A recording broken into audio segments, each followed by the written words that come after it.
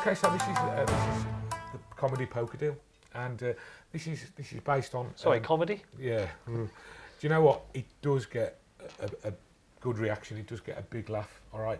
Now the reason. First of all, I'd like to say thank you to Paul Gordon. This is based on Paul Gordon's poker deal, and he has given us permission to use this. And it's in his book Gold Dust. If you haven't got it, well worth checking out. Some fantastic stuff in there. Book. All right. So thanks, Paul.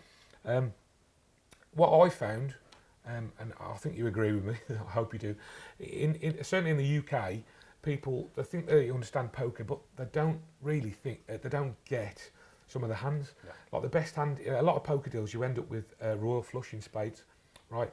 Yet people still think that 4 aces is the top hand, the best hand that you can get. So this is how this came about, really. Well, the other thing about it is, if you're a poker player, you know that a royal flush is the highest hand. But if you're working for an audience and there are 2-3 poker players there and there are 5 or 6 people there who aren't poker players, you want everybody to work to everyone in the audience, not just these two, but everybody knows the aces. The thing about this routine is A, it's self-working, right? And B, is it gets 2 reactions. The first reaction it gets is a laugh, and a big laugh. All right. The second reaction is, how the hell did you do that? I made all the decisions. So let's explain how this works. So first of all, what you're going to need is 5 aces. So you just need to get a duplicate ace from another pack, all right? And then you need a good hand to go with it, okay? Oh, yeah. So in this case, we've got a royal flush. A royal flush of full house. Okay, I've got a full house. So the hand has to be a good hand, but you don't want it to be a fantastic hand, do you? You don't want it to be... Yeah. Okay. You want a good hand, yeah. So you know, a full house. People have heard of a full, even if they don't know what it is. They play rummy or they play other games. Yeah. They've still heard of a full house. So a full house is probably the best hand to have, isn't it? Yeah, and a picture and a low spot card I tend to go for, to be honest with contrast. You, because it's a nice contrast. That's right. So they on top, and then your 5 aces on top of all. Okay. 5 aces. Sorry. So if you want to, you can just go straight into this. I did a little false cut. I'll just show that for the sake of completeness. All I did was I cut about 2/3 of the pack, cut a few cards from here, and then I'm cutting a good chunk of the top stock of cards, okay, over here. And now this isn't a complete false cut, but what it's retaining is this stock here. And then I'll pick these both up at the same time and then just drop that on top here. It looks quite haphazard, but I'm still keeping my stock of aces on top of the pile. So to start with, you're going to say we're going to play. You set up the premise. You're going to make all the decisions, rather. Yeah, I'm going to cheat and I'm going to beat you. All right. You want to say that you're going to cheat. That's great. I just love that to begin with. Yeah, you want to say that you're going to cheat. So when they get the 5 aces, that's how he cheated.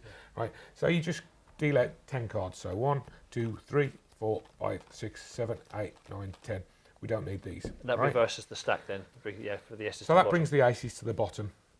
Now the really clever thing about this is, although they're making all the decisions, all you're actually doing is they're choosing for themselves their own hand from the 5 cards, and so they never get a chance of choosing an ace, basically. So every time they choose from me, they're choosing from the aces. So let's do this. Let's walk through this. So I deal 2 cards to you. You can choose either card. So they're choosing from that top stock. I like the idea that you get them to turn their card over as well. Okay. So they turn it over. These get dropped on top. So now you've still got 3 cards here. We're going to speed this up. I want you to choose 2 cards for yourself. They take any 2. It makes no difference at all. So now this is the last card of the full house, and we're now into our aces. All right.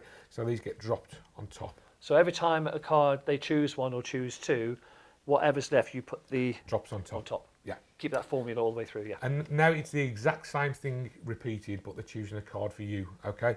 So you give them a choice of 2. Push either one towards me. Do say though, don't turn it over. We'll look at that later on. This gets dropped on top.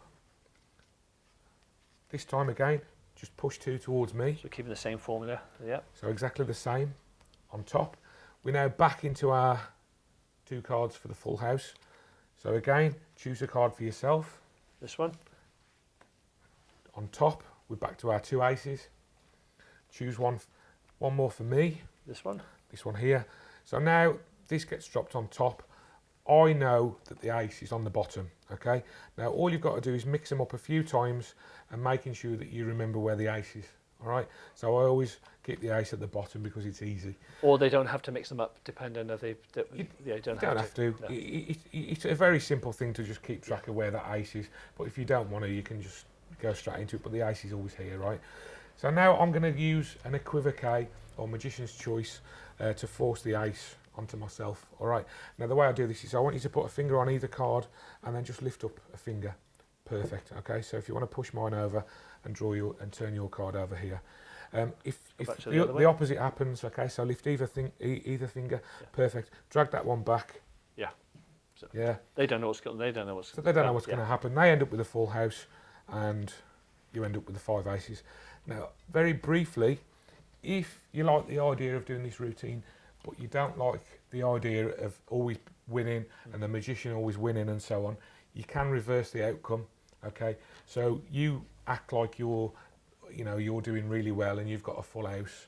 Yeah. All right. And then when they turn their cards over, the spectator's got the 5 aces. And obviously the way to do that is you just reverse the setup in the first place. Okay, so the aces are underneath the full house.